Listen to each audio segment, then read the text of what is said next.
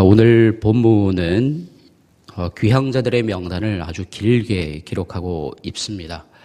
하지만 오늘 우리가 은혜 받을 말씀은 1절부터 4절까지입니다. 본문 1절에서 4절까지는 느헤미야가 예루살렘 성을 방비하고 통치할 책임자를 임명하고 성의 방비 전략을 전달한 사실을 기록하고 있습니다. 먼저 1절, 2절은 예루살렘 성을 방비하고 통치할 책임자의 임명에 대하여 기록하고 있습니다. 그 책임자는 하나니와 하냐냐가 임명되었습니다. 그 가운데 하나니는 느헤미야의 동생으로서 예루살렘 성벽의 회파 소식을 수산궁으로까지 달려가 전할 정도로 민족애가 아주 강했던 인물이었습니다.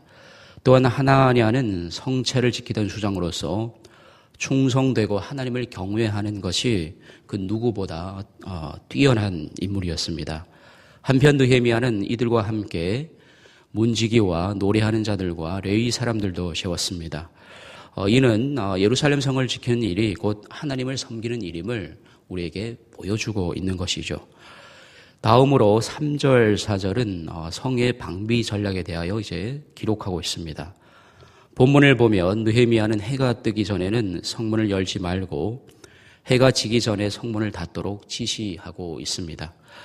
그리고 예루살렘에 사는 사람들은 각각 반차를 따라 성을 방비하되 나머지는 자기의 집 맞은편을 이제 방비하게 합니다.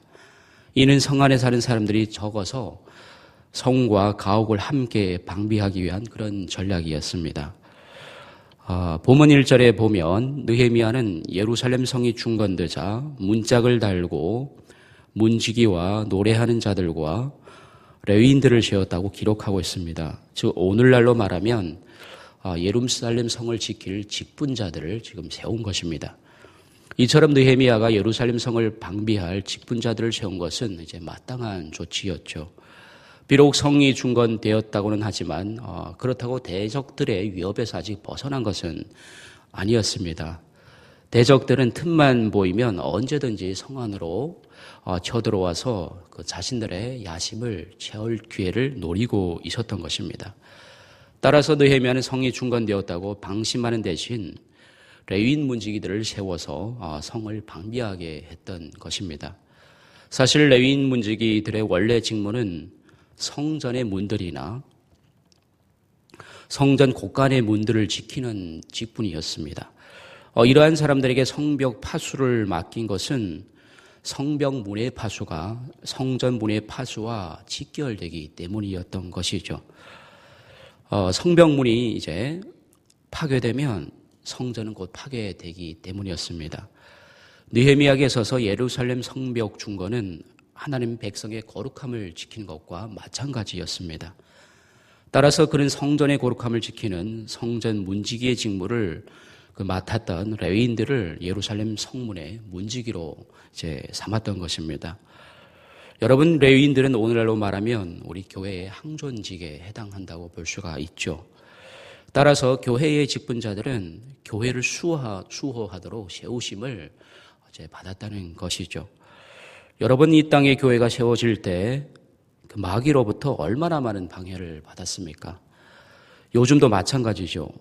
사탄은 할 수만 있다면 온갖 수단 방법을 다 통해서 주님의 몸된 교회를 무너뜨리려고 하고 있는 것이죠. 어디 교회뿐입니까? 우리의 가정도, 우리의 신앙도 마찬가지입니다. 우리의 가정과 신앙도 마귀는 기회가 생기면 무너뜨리려고 하죠. 갈등을 일으키고 분란을 일으키고 분쟁을 일으키는 것이죠. 여러분, 교회와 가정과 우리 성도들은 이러한 마귀의 공격으로부터 자신들을 지킬 줄 알아야 하는 것이죠. 이러한 마귀의 세력들은 하나님의 교회가 이 땅에 세워지지 못하도록 집요하게 수천 년 동안, 아니죠, 아담 때부터 지금까지 방해해왔던 것이죠. 우선 교회의 머리 되신 주님을 극심하게 박해하였습니다. 십자가에 못 박기까지 하였습니다. 또 그들은 사도들을 박해하고 죽였습니다. 그러나 그러한 방해 속에서도 교회는 이 땅에 계속 이어져 왔고 세워져 왔습니다. 다시 말해 하나님의 백성들이 승리한 것이죠. 이처럼 연약했던 교회는 하나님의 도움으로 점차 강하여져서 오늘날에 이르게 되었습니다. 여러분, 그러면 오늘날에는 이러한 마귀의 세력이 교회에 대해 그냥 잠잠하고 있는 것일까요? 그렇지는 않죠. 마지막 날이 가까울수록 사단의 세력은 더욱더 기승을 부리는 것이죠. 어느 한순간에도 쉬지 않고 교회를 대적하고 공격할 틈을 노린다는 것입니다. 여러분, 그래서 하나님은 교회의 직분자들을 세운 것이죠. 교회의 직분자들로 하여금 바로 이러한 사단의 공격에서 교회를 지키고 수호하도록 세움을 입은 것입니다. 여러분, 예루살렘 초대 교회가 한참 부흥의 과정에 있을 때 교회 안에 한 가지 문제가 발생하게 되었습니다. 다시 말하면 구제 문제로 히브리파 유대인들과 헬라파 유대인들 사이에 갈등이 생기게 되죠. 히브리파 유대인들은 토종 유대인들이었습니다. 반면에 헬라파 유대인들은 외국에서 살다가 한마디로 동포들이었죠. 외국에서 살다가 이제 고국에 돌아온 그런 이제 동포 유대인들이었습니다. 그러니까 구제를 함에 있어서 이제 토종 유대인들은 텃세를 부렸던 것이죠. 고국에 돌아온 이제 헬라파 유대인들을 쪽을 놓았던 것입니다. 그러니까 예를 들면 이런 거죠. 토종 유대인들은 이제 만약에 구제를 함에 있어서 쌀 2가만 이제 토종 유대인들한테는 쌀 2가마니를 이제 나눠주고 또 이제 외국에서 본국으로 이제 돌아온 헬라파 유대인들에게는 쌀 1가마니도 이제 겨우 나눠줄까 말까 하는 그런 이제 상황이었습니다. 그런데 이것이 문제가 되었던 것이죠. 예루살렘 교회 이것이 갈등의 시작이 되었습니다. 어떻게 보면 쉽게 넘어갈 수도 있는 문제인 거 합니다. 내가 쌀 1가마니 적게 가지면 되는 것입니다. 그런데 이것이 문제가 되었습니다. 그러니까 이 문제는 그냥 단순한 문제가 아니라는 것이죠. 그냥 보기에는 아주 평범한 문제인 것 같지만 우리는 이러한 문제를 영적인 시각으로 바라볼 수 있는 눈이 있어야 하는 것입니다.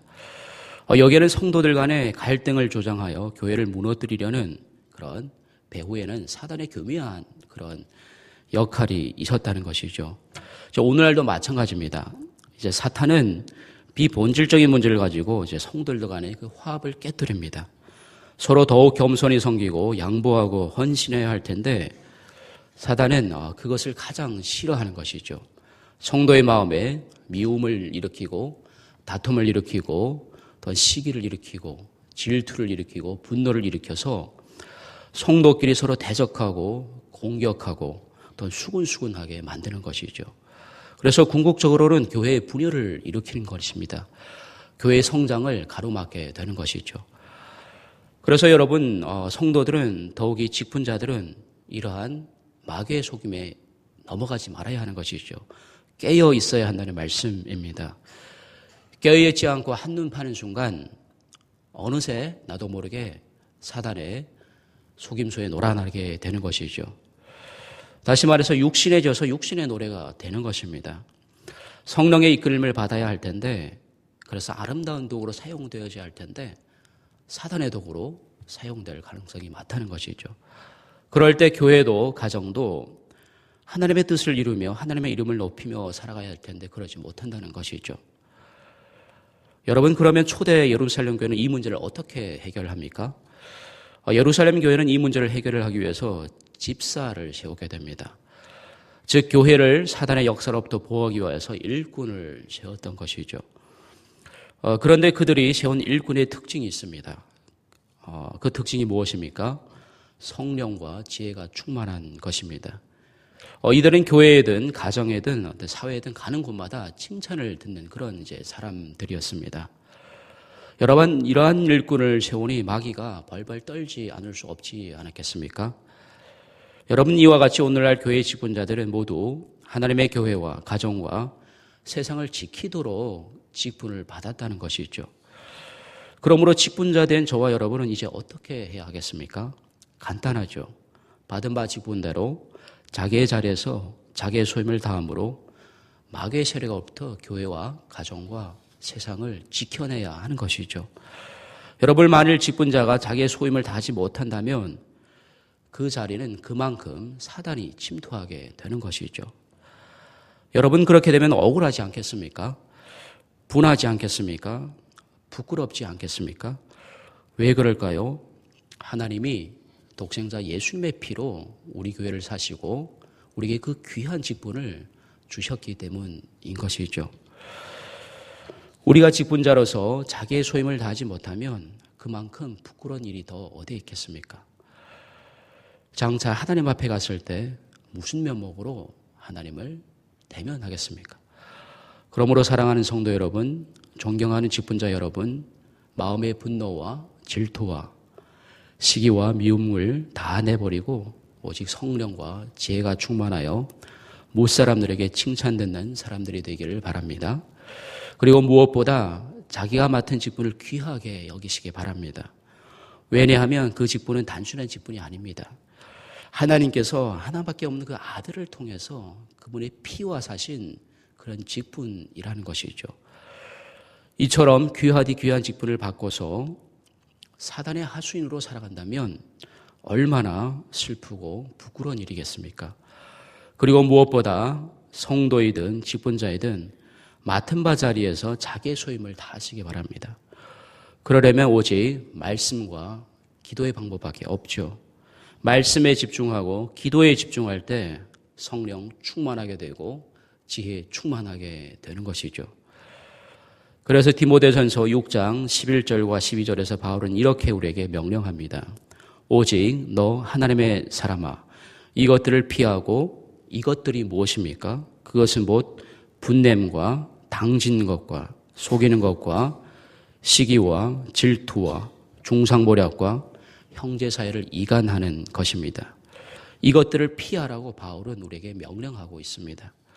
바울은 계속 명령합니다. 이것들을 피하고 대신 의와 경건과 믿음과 사랑과 인내와 온유와 믿음의 선한 싸움을 싸우라고 또 영생을 취하라고 또 이를 위하여 내가 부르심을 입었고 많은 사람들 앞에서 선한 증인이 되었다고 바울은 이 시험에게 명령하고 있습니다. 원아웃기는 오늘 하루도 하나님의 직분자로서 자기의 자리에서 소임을 다하며 하나님이 예수의 피로 사신 그 교회를 그 직분을 귀하게 여겨서 우리의 교회를 화평하게 만들고 서로 양보하고 서로 좀 더 참고 인내하면서 섬기시는 그런 여러분들 되기를 간절히 소원합니다. 오늘도 이러한 은혜가 저와 여러분과 함께 하시기를 간절히 축원드립니다.